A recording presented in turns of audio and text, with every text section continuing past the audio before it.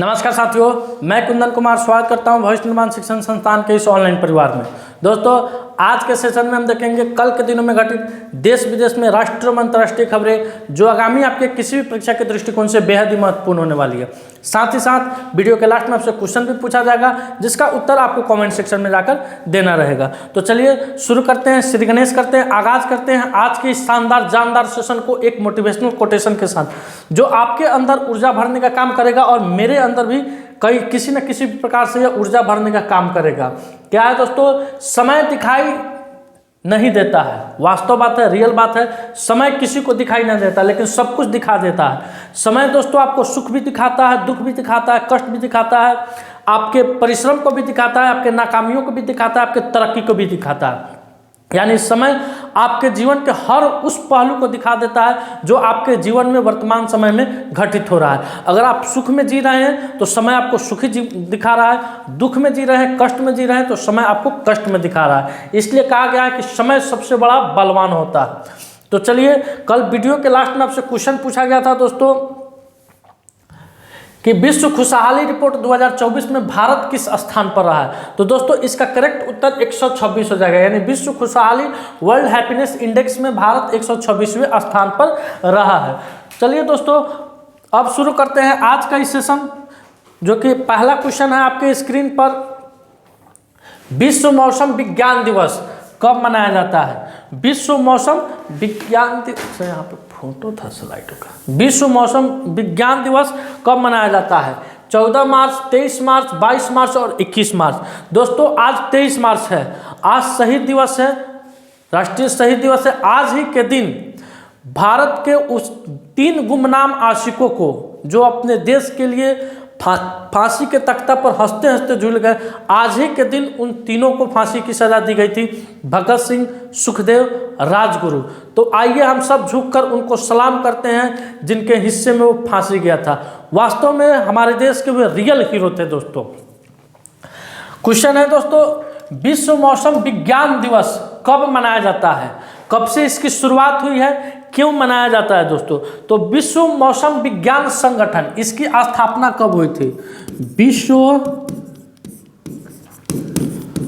मौसम विज्ञान संगठन, विश्व मौसम विज्ञान संगठन, इसकी स्थापना कब हुई थी? तो 1950 को 23 मार्च 1950 ईस्वी को विश्व मौसम विज्ञान संगठन की स्थापना हुई थी। इसका मुख्यालय कहाँ है दोस्तों? इसका मुख्यालय जेनेवा में है। जेनेवा में है। कहाँ जेनेवा पड़ता है? तो स्विट्जरलैंड में पड़ता है दोस्तों। तो इसी दिन को मनाने के लिए, इस दिन को याद रखने के लिए हर एक साल 23 मार्च को विश्व मौसम विज्ञान दिवस के रूप में हम लोग सेलिब्रेट करते हैं दोस्तों। अब चलिए अगले क्वेश्चन की तरफ बढ़ते हैं। अगला क्वेश्चन है आपकी स्क्रीन पर, बिहार से संबंधित है। माफ कीजिएगा दोस्तों, मार्च महीने का जो भी दिवस है, अभी तक जो भी दिवस हम लोग मना चुके हैं, उन सभी दिवसों को एक नज़र में हम लोग देख लेते हैं। पहला है दोस्तों शून्य भेदभाव दिवस, 1 मार्च को मनाया जाता है। नागरिक सुरक्षा दिवस, ये भी 1 मार्च को मनाया जाता है। विश्व वन्य जीव दिवस 3 मार्च को मनाया जाता है। विश्व श्रवण दिवस 3 मार्च को मनाया जाता है। राष्ट्रीय सुरक्षा दिवस 4 मार्च को मनाया जाता है। घना स्वतंत्रता दिवस 6 मार्च को मनाया जाता है। जन औषधि दिवस 7 मार्च को मनाया जाता है। अंतर्राष्ट्रीय महिला दिवस 8 मार्च को मनाया जाता है। मॉरिशस स्थापना दिवस 12 मार्च को मनाया जाता है। धूम्रपान निषेध दिवस 13 मार्च को मनाया जाता है। विश्व किडनी दिवस मार्च महीने के दूसरे गुरुवार को मनाया जाता है। विश्व उपभोक्ता अधिकार दिवस 15 मार्च को मनाया जाता है। राष्ट्रीय टीकाकरण दिवस 16 मार्च को मनाया जाता है। राष्ट्रीय आयुध निर्माण दिवस 18 मार्च को मनाया जाता है। अंतर्राष्ट्रीय ग्राहक दिवस 19 मार्च को मनाया जाता है। विश्व गौरैया दिवस 20 मार्च को मनाया जाता है। अंतर्राष्ट्रीय खुशी दिवस यानी वर्ल्ड हैप्पीनेस डे 20 मार्च को मनाया जाता है। विश्व मौखिक स्वास्थ्य दिवस, ये भी 20 मार्च को मनाया जाता है। अंतर्राष्ट्रीय नैरोज दिवस 21 मार्च को मनाया जाता है। विश्व डाउन सिंड्रोम दिवस 21 मार्च को मनाया जाता है। विश्व वानिकी दिवस 21 मार्च को मनाया जाता है। विश्व कविता दिवस 21 मार्च को मनाया जाता है। अंतर्राष्ट्रीय जल दिवस 22 मार्च को मनाया जाता है। बिहार स्थापना दिवस ये भी 22 मार्च को मनाया जाता है। तो ये अब तक के मार्च महीने में जो भी दिवस को मनाया गया उन सभी को यहाँ पर आप इसका स्क्रीनशॉट ले सकते हैं। नोट अगर कर लिए होंगे तो रिवीजन के तौर पर इसको रिवीजन करते चलिएगा। चलिए अब आगे बढ़ते हैं। आपके स्क्रीन पर अगला क्वेश्चन है, बिहार सरकार ने हाल ही में कितने जिलों में आम्रपाली प्रशिक्षण केंद्र खोलने की स्वीकृति दी है? तो दोस्तों अभी बिहार सरकार के द्वारा बिहार के 38 जिलों में, किस जिलों में? 38 जिलों में आम्रपाली प्रशिक्षण केंद्र खोलने की स्वीकृति दी है।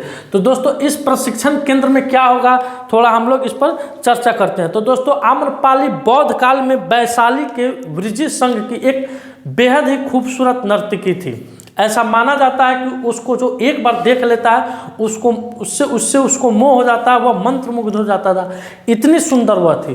तो उसी के नाम पर बिहार के 38 जिलों में बिहार के जो कलाकार ग्रामीण परिवेश से आते हैं, शहरी परिवेश से आते हैं, उन सभी के प्रशिक्षण के लिए बिहार के 38 जिलों में आम्रपाली प्रशिक्षण केंद्र खोला जाएगा, जिसमें नाटक, शास्त्रीय संगीत, डांस, गाना, ये सारी चीज़ों की प्रशिक्षण उसमें दिया जाएगा। तो इसकी घोषणा बिहार सरकार के द्वारा किया गया है। अब देखते हैं दोस्तों, ये कुछ है बिहार के बारे में, कुछ अनुमंडलों की संख्या, प्रखंडों की संख्या। कल बिहार स्पेशल जो टॉपिक आया था उसमें इन सभी चीज़ों को बताया गया था। तो बिहार में दोस्तों अनुमंडलों की संख्या कितनी है? तो बिहार में अनुमंडलों की संख्या 101 है। प्रखंडों की संख्या कितनी है? 534 है। और पंचायत सचिवों की संख्या कितनी है? तो 8406 है, 8406 है। पुलिस स्टेशनों की संख्या कितनी है? तो 853 है। लोकसभा सदस्यों की संख्या कितनी है? तो 40 है। राज्यसभा सदस्यों की संख्या कितनी है? तो 16 है। विधानसभा में सदस्यों की संख्या कितनी है? तो 234 है। और बिहार विधान परिषद के सदस्यों की संख्या कितनी है? तो 75 है। ये दोस्तों ये आंकड़े हमेशा आप लोग को माने थोड़ा ना थोड़ा इसमें कहीं ना कन्फ्यूजन रहता है, इसलिए सोचे कि इस आंकड़ा को एक बार देते हैं ताकि आप लोग का कन्फ्यूजन भी दूर हो जाएगा। और आप लोग इसको नोट कर लीजिए, स्क्रीनशॉट ले लीजिए और इसको रिवीजन करते रहिएगा। अब चलिए अगले क्वेश्चन की तरफ बढ़ते हैं। अगला क्वेश्चन है, बिहार से कुछ फैक्ट को आज लाया गया है। दोस्तों बहुत दिन से बिहार का क्वेश्चन आता था लेकिन बिहार का जो इंपॉर्टेंट फैक्ट था वो नहीं आता था, तो आज बिहार का इंपॉर्टेंट फैक्ट को भी लाया गया आपके सामने। बिहार में भी दोस्तों 3 दिवसीय नागी पक्षी महोत्सव शुरू हुआ है। नंद किशोर यादव को दोस्तों बिहार विधानसभा का अध्यक्ष चुने गए हैं। देश का पहला तांबे के आवरण वाला बापू टावर पटना के कहाँ बना है? दोस्तों गर्दनी बाग में बना है। हाल फिलहाल में इसका उद्घाटन हुआ था। पटना के गर्दनी बाग में जाइएगा तो यह देश का पहला तांबे के आवरण वाला क्या बना है? बापू टावर बना है। COP 28 में बिहार के नवीनीकरण प्रयासों के लिए अंतर्राष्ट्रीय सम्मान मिला है। बिहार के मुख्य सूचना अधिकारी के रूप में त्रिपुरारी शरण जी को नियुक्त किया गया है। तो ये दोस्तों अभी तक बिहार का कुछ फैक्ट है, इंपॉर्टेंट है, नोट कीजिएगा, रिवीजन कीजिएगा। आपके परीक्षा के दृष्टिकोण से यह बेहद ही महत्वपूर्ण होने वाली है। अब आइए दोस्तों, आज हम लोग क्या मनाने वाले हैं? अर्थ पावर 2024 कब होने वाला है? 23 मार्च, 22 मार्च, 21 मार्च, 24 मार्च। तो दोस्तों अर्थ पावर 2024 23 मार्च को मनाया जाएगा। जानते हैं इसमें क्या होता है? तो यह कार्यक्रम आपके स्थानीय समय अनुसार यानी भारतीय समय अनुसार रात 8:30 बजे शुरू होगा और 9:30 बजे यह समाप्त होगा।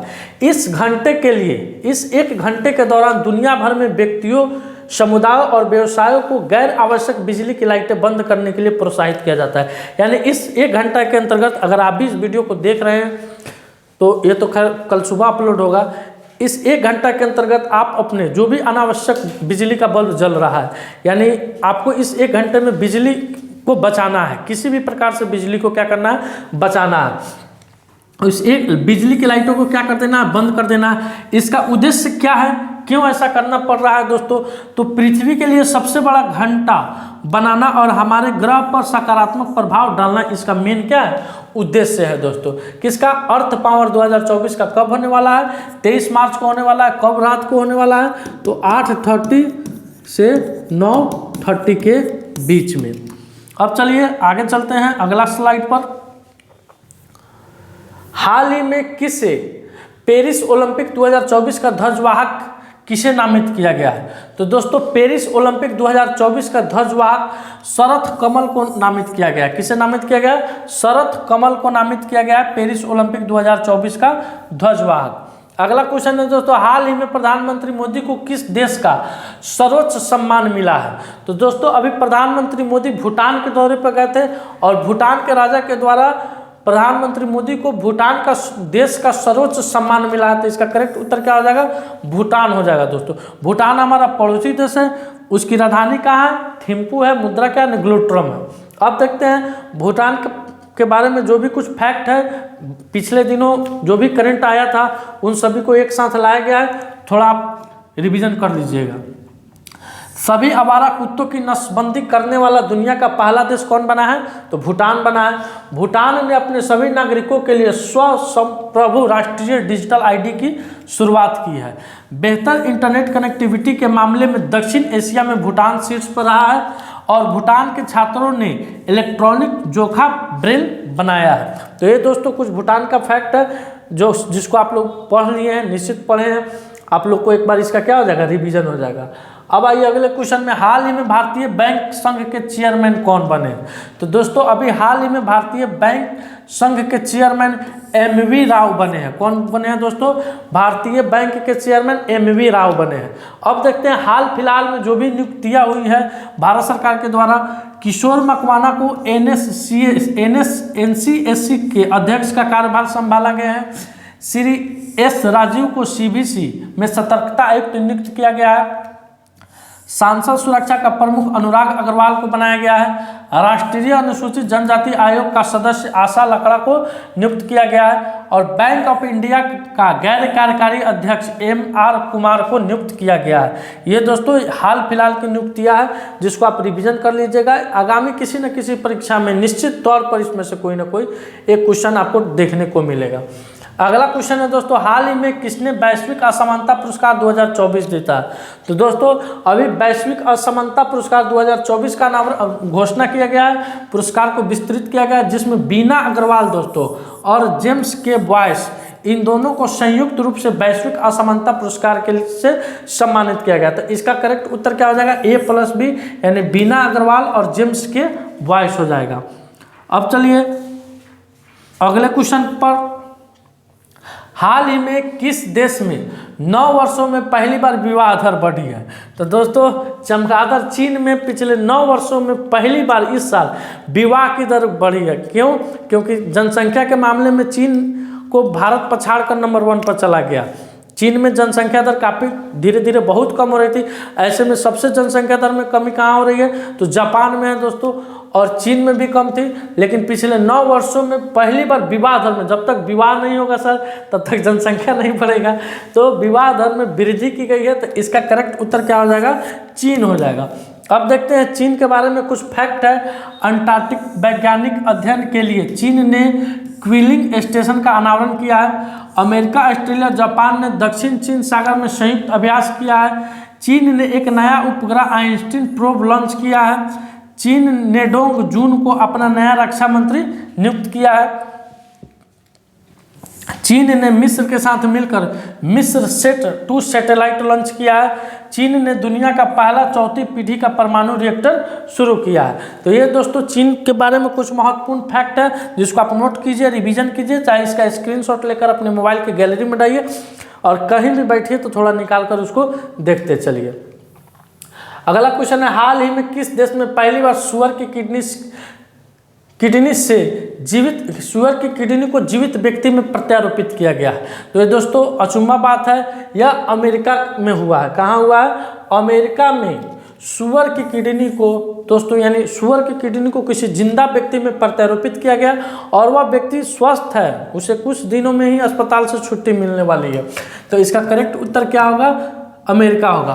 भारत में भी दोस्तों हृदय का हुआ था ट्रांसप्लांट, यानी हृदय को एक जगह से दूसरी जगह ले गया था एम्बुलेंस के माध्यम से, काफ़ी सुर्खियों में वह एम्बुलेंस रहा था।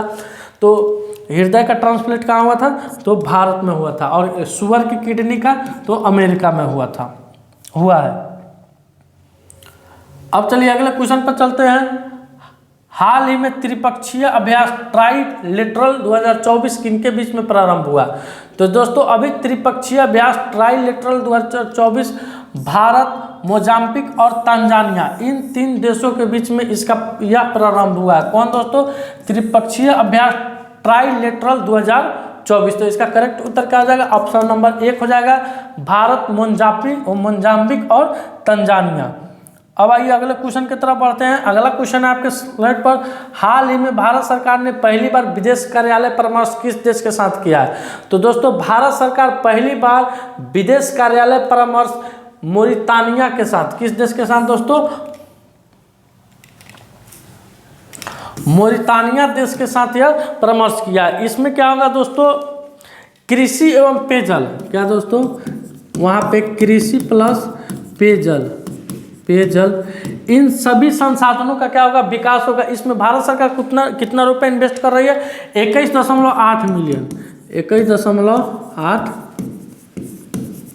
मिलियन रुपया इनमें इन्वेस्ट किया जा रहा है भारत सरकार के द्वारा। अब आइए दोस्तों आज के सवाल पर, यानी आज आपके स्क्रीन पर जो सवाल दे रहा है, हाल ही में कौन सा राज्य अपना 112वां स्थापना दिवस मनाया है? तो इस क्वेश्चन का करेक्ट उत्तर आपको कमेंट सेक्शन में देना है। इस पर एक वीडियो भी बनाए हैं, देखते हैं आप लोग को याद है कि नहीं याद है।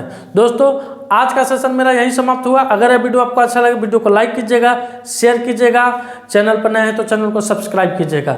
मिलते हैं आपसे अगले वीडियो में इसी जोश के साथ। तब तक के लिए धन्यवाद, अपना ख्याल रखिएगा। भारत माता की जय।